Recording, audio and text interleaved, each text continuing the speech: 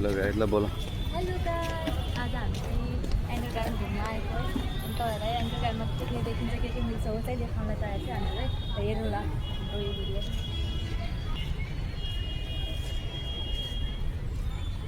तिमी बोल न। को यहाँ पर घुम्न आउनु भएन है, उनीहरूले घुम्न चाहिँ आउनलाई हाम्रो नेपालीहरू चाहिँ दामी छ है यो पार्क। हेलो गाइस, हेर्नु चाहिँ हामीले के जान लाग्यो है। अब हाम्रो चाहिँ के छ है तपाईँहरूलाई देखाउने छ है। हेर्नु चाहिँ हाम्रो भिडियो पुरा तपाईँ लुरो।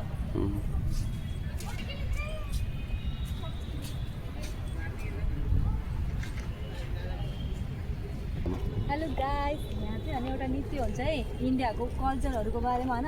यहाँ यति आज नृत्य भयो भने यहाँ नाचहरू भयो भने हामी तपाईँहरूलाई देखाउने छ है। फिलहाल त हामी यो टाइप घुम्न जान्छौँ हेर्दै। गाइस हेर्नुहोस् है, यो सामानहरू यस्तो दामी दामी छ नि। अब हेर्नु चाहिँ यो पुरै माटाको भाँडाहरू है, यस्तो दामी दामी छ नि। अब लिनु चाहिँ पर्ला भनेको है। अब सोच्नु पऱ्यो, म चाहिँ यहाँ लिन आएको। यो चाहिँ हाम्रो इन्डियाको कल्चर हेर्नु, पुरा बगानहरू पनि कस्तो दामी दामी राखेको छ। हेर्नु चाहिँ गाइस, यो सामानहरू पुरै माटाको सामान हो नि। तपाईँहरूलाई माटाको सामानहरू उयोहरू चाहिएको छ हाम्रो नेपाल जस्तो आउँछ यहाँ आउनुलाई। ठिक छ। छात्री पानी पऱ्यो भने चाहिँ ओढ्न चाहिन्छ। हेर्नु चाहिँ यो हाम्रो पुर्खाहरूको कल्चरमा यहाँ के हुन्छ, के देखाउँछ, कस्तो कस्तो मान्छेहरू चाहिँ यो चाहिँ यहाँ फोटोहरू छ है।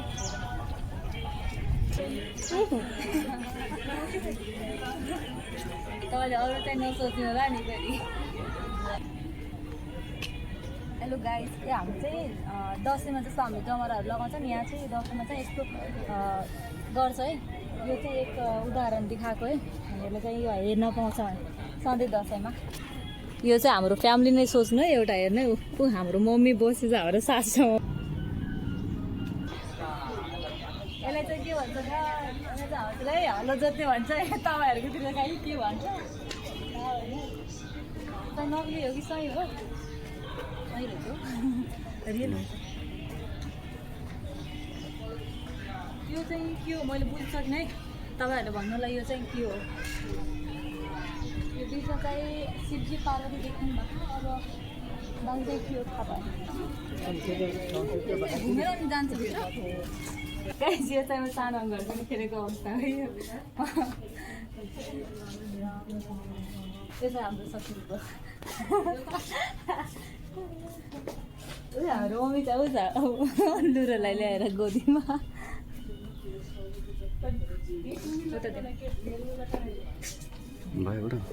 इन्डियाको कल्चरहरू है। यस्तो सब्जीहरू महिलाहरू बेच्नुहुन्छ। आजकल चाहिँ धेरै जेन्ट्सहरू हुनुहुन्छ है बेच्नु। पहिलाको कल्चरहरू देशतिर है यस्तो हँसियाहरू बनाउँछ ठाउँ चाहिँ यस्तो हुन्थ्यो। हामी यस्तो चाहिँ हामीहरू बनाउनु चाहिँ आउँथ्यौँ है। हामीहरूको भगवान्लाई कसरी बनाउँथ्यौँ भने यो त्यहाँबाट हाम्रो स्टार्टिङ भएको है। यो चाहिँ यसको उदाहरण हो एउटा। हाम्रो पहिलाको जमानामा हेर्नुहोस् है, पुरुषहरू घरमा बसेर पनि कसरी काम गर्नुहुन्थ्यो, यो चाहिँ एउटा उदाहरण हो। हाम्रो आमा पनि कसरी चुलामा काम गरिराख्नुहोस् आगोमा होइन। पहिलाको जमानामा आगोमा अनि माटोको बर्तनमा चाहिँ काम गरिन्थ्यो है, बनाइन्थ्यो खानाहरू। यो चाहिँ पहिलाको जमानामै हाम्रो बडीमा लगाउने कपडाहरू चाहिँ कसरी घरमै तयार गरिन्थ्यो भने एउटा यो उदाहरण हो। हेर्नुहोस्, आमाले बनाइराख्नु भएको छ, यता बाबाले पनि बनाइराख्नु भएको छ। तपाईँले हेर्नु सक्नुहुन्छ। थाहै छैन गाइसहरू है अहिलेको महिलाहरूलाई। पहिलाको जमानामा यस्तो चाहिँ पूजा। यो चाहिँ मैले भन्नु पऱ्यो गाइस। यता हेर्नु है, यो फोटो लिएर देखेर चाहिँ मलाई यस्तो झस्केको है। यो त रियालिटी भन्ने सोचेको है। कसले यो बाल काटिन लाग्यो कसको भन्ने सोचेको, तर होइन चाहिँ फोटो रहेछ।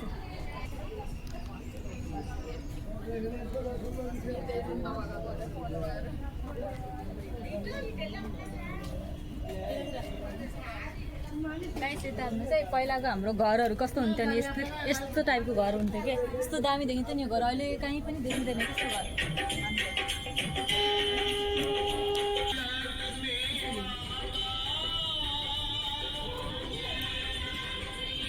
पहिला पहिला कपडाहरू यस्तो इस्त्री गर्थ्यो पहिला यसमा कपडा चाहिँ हाम्रो यस्तोमा हुन्थ्यो है ढुङ्गा यो कि यो काठले चाहिँ कपडा इस्त्री गरिन्थ्यो गरम गरेर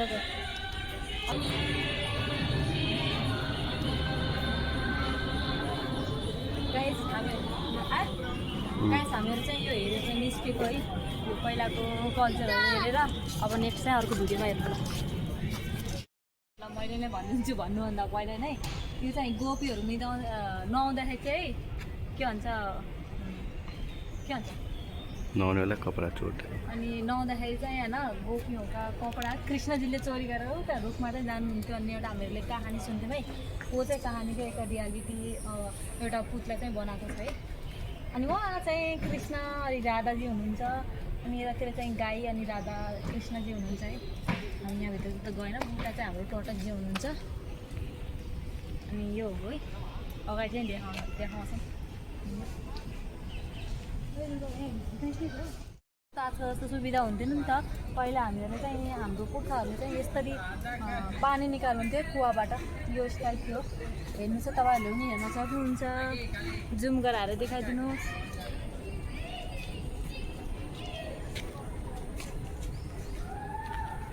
होइन हेर्नुहोस् है हाम्रो चाहिँ यो गौतम बुद्ध हो है बुद्धिका ज्ञानी भनिन्छ है मैले चाहिँ बुद्धिको ज्ञानी भन्छ है हाम्रो गौतम बुद्धलाई पनि देखाइदिनु यसो यस्तो बुद्धि हुनुहुन्थ्यो नि हाम्रो गौतम बुद्ध त्यो चाहिँ मलाई चाहिँ गौतम बुद्ध चाहिँ बहुत मनपर्छ भन्दा भन्दै जिब्रो त लट पऱ्यो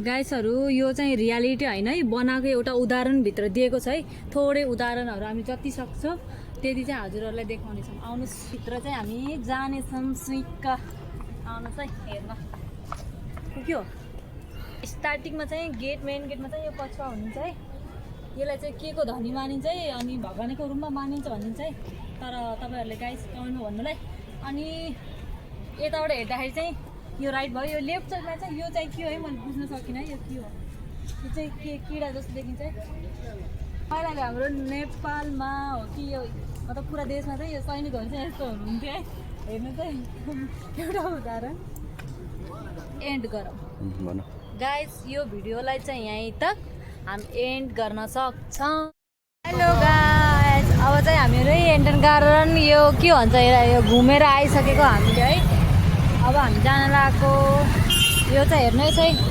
यस्तो ट्राफिक छ के भन्नु छ गाइस घर जान लागेको अवस्था घुमेर चाहिँ हामी धेरै थाकेको अवस्था है अब घर जाने मेरो भिडियोलाई हेरेर रमाइलो गर्नु होला अनि यो पार्क चाहिँ तपाईँहरू पनि घुम्न आउनु होला बाई बाई।